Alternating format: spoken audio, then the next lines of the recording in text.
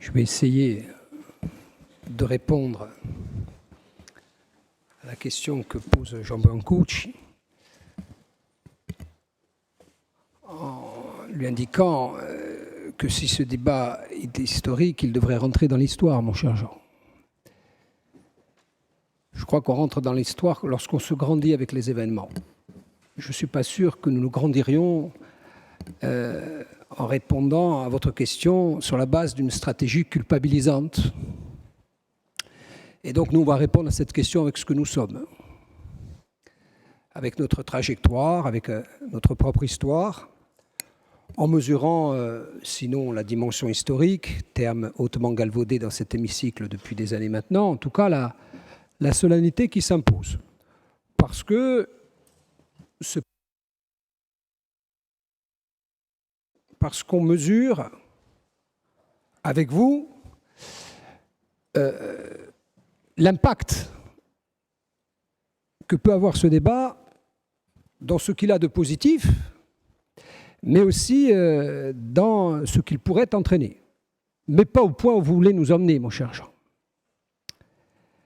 Car si la société est défaillante, toutes les failles de cette société ne trouvent pas leur ivresse depuis cet hémicycle et depuis les décisions que nous prenons. Et si ce débat est solennel, c'est parce qu'il doit appeler, de notre point de vue, un devoir de vérité et de clarification. Car si des gens nous écoutent, je ne suis pas sûr que l'autonomie passionne grand monde, hein. Ramenons les choses à leur juste mesure. Mais si des gens nous écoutent, intéressés par ces débats, ils doivent pouvoir, à la sortie de nos échanges, avoir une lecture la plus fidèle de ce qui peut nous rassembler, parfois, mais aussi et surtout de ce qui nous distingue. Et c'est en cela que ce débat doit être solennel. Je regrette au passage la précipitation avec laquelle tout cela s'est enchaîné. Je pense qu'on aurait pu préparer ce débat dans des conditions moins urgentes. Talleyrand, Monsieur le Président, disait à son cocher « Va doucement, je suis pressé ». Dieu vous bénisse, vous avez pris votre temps. Et nous retrouvons quelques jours dans une impréparation qu'on aurait pu esquiver à débattre de choses qui, en effet, peuvent impacter la vie des Corses. Sur un sujet, vous l'avez dit, Monsieur le Président, et nous l'avons déjà évoqué la semaine dernière, qui était mal défini et sur lequel on trouve les uns et les autres une définition. L'autonomie.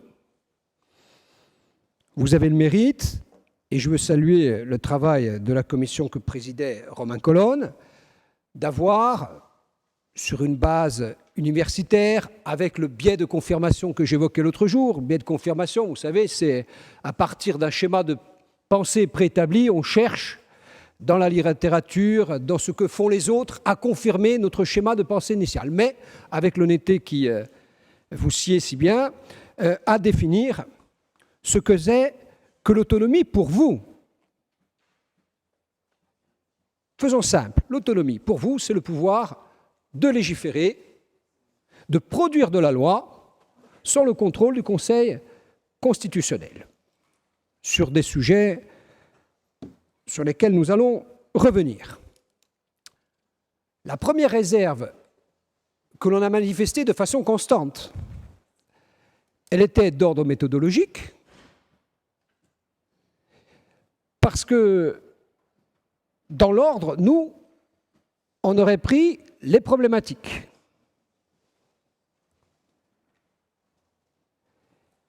Et après, on répondait à la question, ces problématiques-là doivent-elles nécessiter une autonomie? Et vous l'avez rappelé, vous prenez le film dans l'autre sens, Monsieur le Président, l'autonomie pour quels objectifs? Eh ben nous, c'était quels objectifs et puis faut-il l'autonomie? Donc déjà, pour nous, vous avez pris le film à l'envers.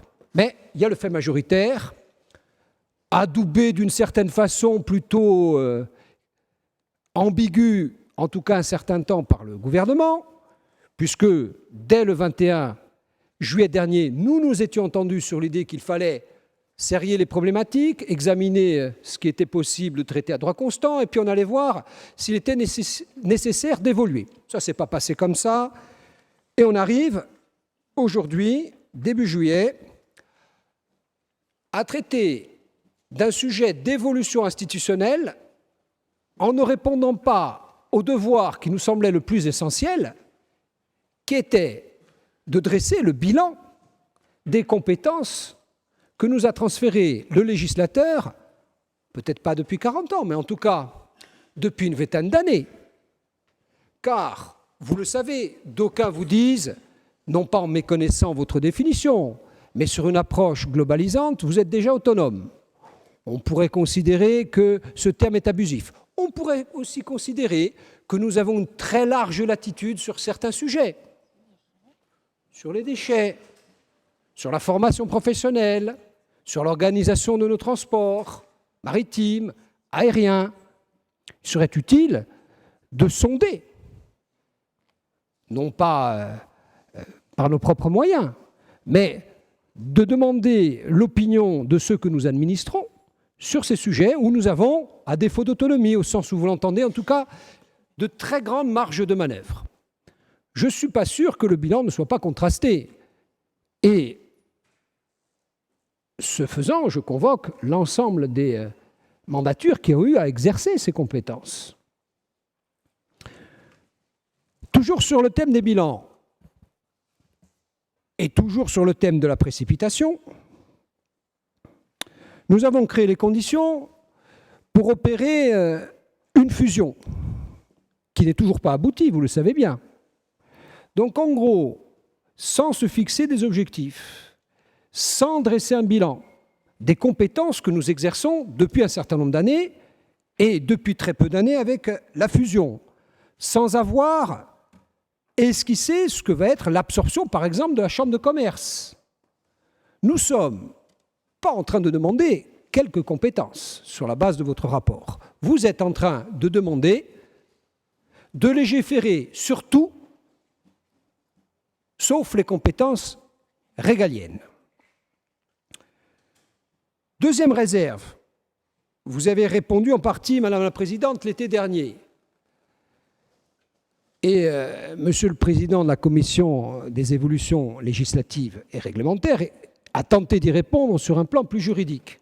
Nous, ce qui nous intéresse, ce n'est pas de produire de la norme. Nous, ce qui nous intéresse, c'est d'améliorer la vie des gens. Alors vous appelez ça le bonheur, vous appelez ça le bien-être, vous appelez ça le mieux-être.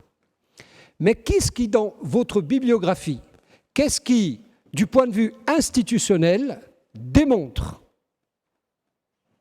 et sur la base d'indicateurs que nous pourrions avoir en partage, que demain, si nous avions davantage d'autonomie, en tout cas l'autonomie telle que vous la définissez, nous irions vers un mieux-être. Étant entendu que pour nous, le mieux-être s'adapte ou s'adosse, s'appuie essentiellement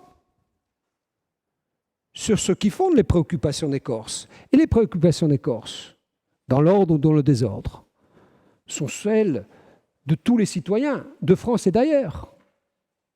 Dans ces périodes tourmentées, l'accès aux soins, l'accès au logement, l'accès à la formation, l'accès à l'eau.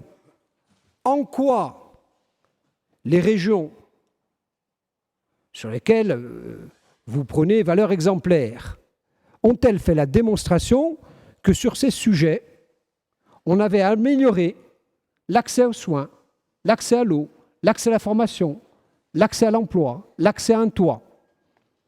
Rien ne démontre de ce point de vue-là que le mieux-être des Corses serait garanti via le statut d'autonomie que vous privilégiez. En tout cas, il nous semblait utile de créer les conditions pour mieux explorer ces pistes. Troisième réserve, qui n'est pas sans soulever certaines craintes, les moyens de l'autonomie. Vous nous proposez un pacte fiscal.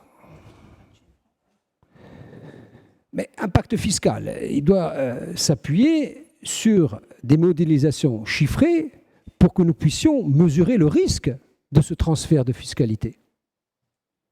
Et on vous le dit très tranquillement sur ce sujet, comme sur tant d'autres d'ailleurs. On n'a pas de réserve a priori ou de réserve doctrinaire ou dogmatique. Si demain il s'avère que la Corse pourrait tirer bénéfice d'un transfert de fiscalité, on va y aller à deux mains et à deux pieds.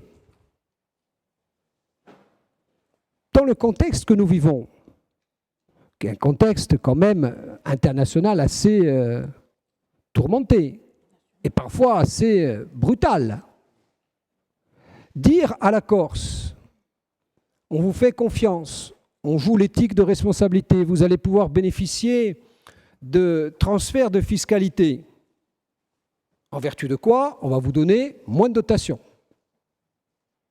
Est-ce que dans les périodes que nous avons traversées, que vous connaissez, crise sanitaire, crise sociale, crise économique, le rôle tampon de l'État n'est pas à préserver? C'est une question. Et dans quelle mesure on peut le faire? Alors, je connais déjà les contre-argumentations, on ne va pas entamer les débats maintenant, mais c'est une mesure du risque aujourd'hui qui n'est pas sur la table. Et c'est la raison pour laquelle, en termes de méthodologie, nous, on aurait posé les problèmes avant, on dit on va vers cette autonomie, et peut-être pas vers celle-là. Mais je vois bien la trace, l'empreinte que vous avez donnée à cette argumentation. C'est le complexe de coloniser, allez-nous vous dire. Eh oui, on reste pour l'argent. Alors, envolons-nous un peu. Vous nous avez demandé, Madame la Présidente, de ne pas avoir peur. Et donc, pour reprendre la parole évangélique, entrons dans l'espérance. Mais l'espérance, elle s'adosse à un double principe. Principe de réalité. Eh oui, la vraie espérance, ce n'est pas de regarder vers les étoiles. La vraie espérance, c'est de s'adosser à la réalité et à la vérité. La réalité, aujourd'hui,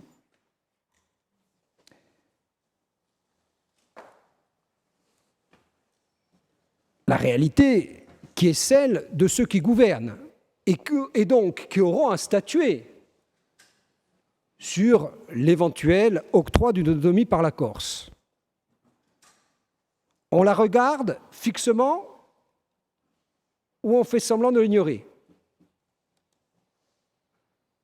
On fait semblant d'ignorer que la majorité à l'Assemblée nationale est relative, voire à bien des égards très relative. On fait semblant d'ignorer que le Sénat est ce qu'il est. Vous avez discuté avec des sénateurs, nonobstant celui de Haute-Corse, que je salue au passage. Vous avez pris un peu l'ambiance ou la température du ressenti des sénateurs par rapport à nos demandes. Nous sommes quelques-uns ici à avoir évidemment des réseaux. Mais vous savez d'où on part. Vous savez, les chances qu'a d'aboutir notre simple proposition que vous considérez, je le sens bien, comme minimaliste. On feint d'ignorer le risque de contagion. On feint d'ignorer qu'en Occitanie, en Bretagne, en Alsace, ce qui se passerait ici n'aurait pas d'incidence. On peut, comme vous le faites,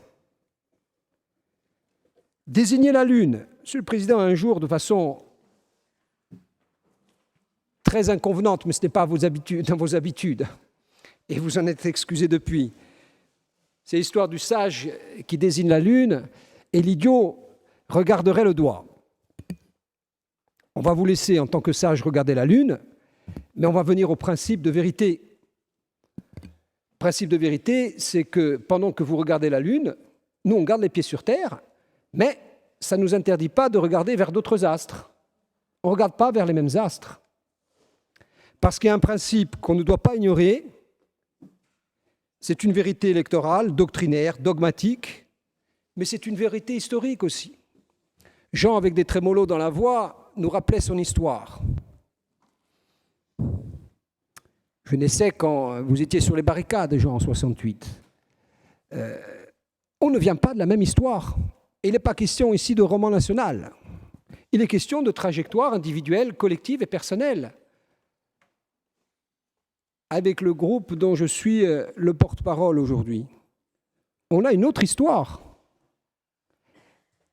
Elle n'a pas à être qualifiée, cette histoire. Elle est autre.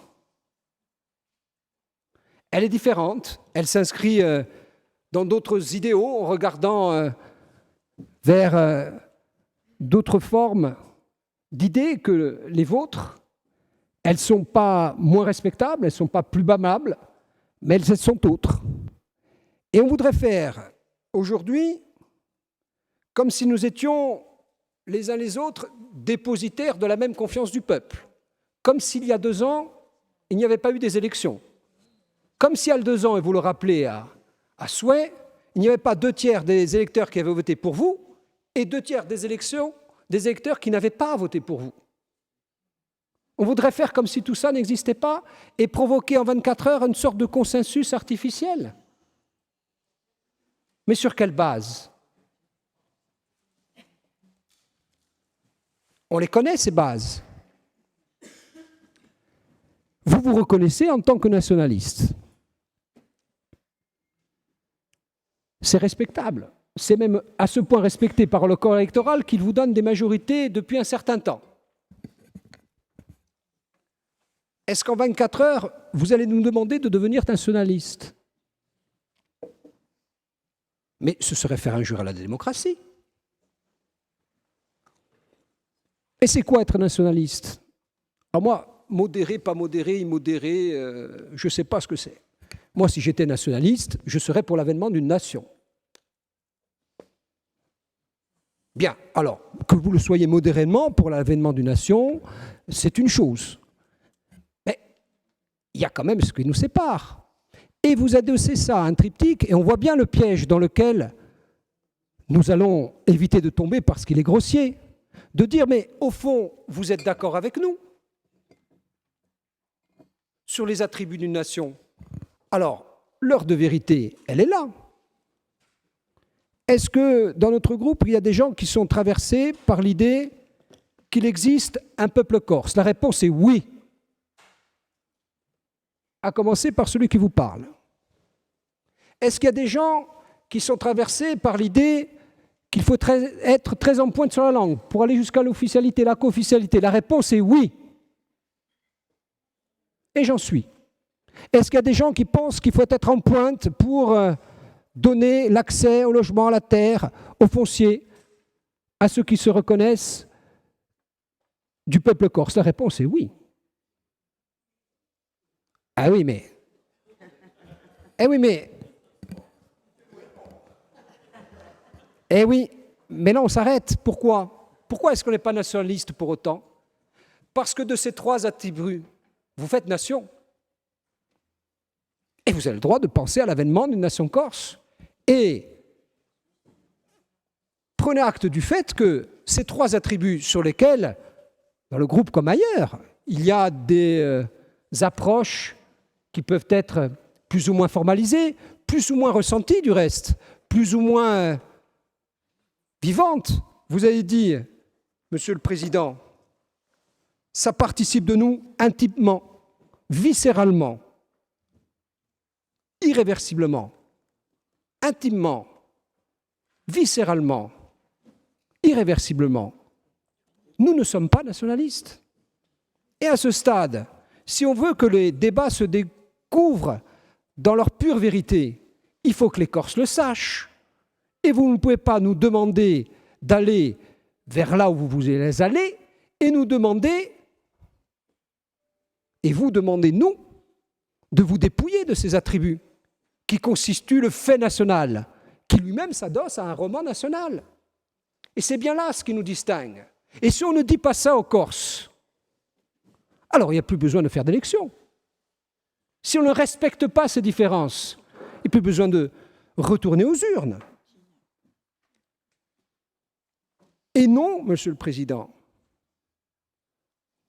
nous n'allons pas être d'accord sur le fait que demain, vous puissiez légiférer sur l'éducation. Et non, Monsieur le Président, nous n'allons pas partager l'idée de cette aventure fiscale sans modélisation. Et non, Monsieur le Président, nous n'allons pas être d'accord sur l'idée qui pointe déjà dans votre rapport et sûrement dans les discussions diurnes ou nocturnes qui auront lieu cette nuit, l'idée d'une autodétermination et que quelque part nous allons nous revoir dans 10 ans, dans 15 ans, dans 20 ans, nonobstant le respect qu'on doit aux électeurs, pour parler d'autodétermination.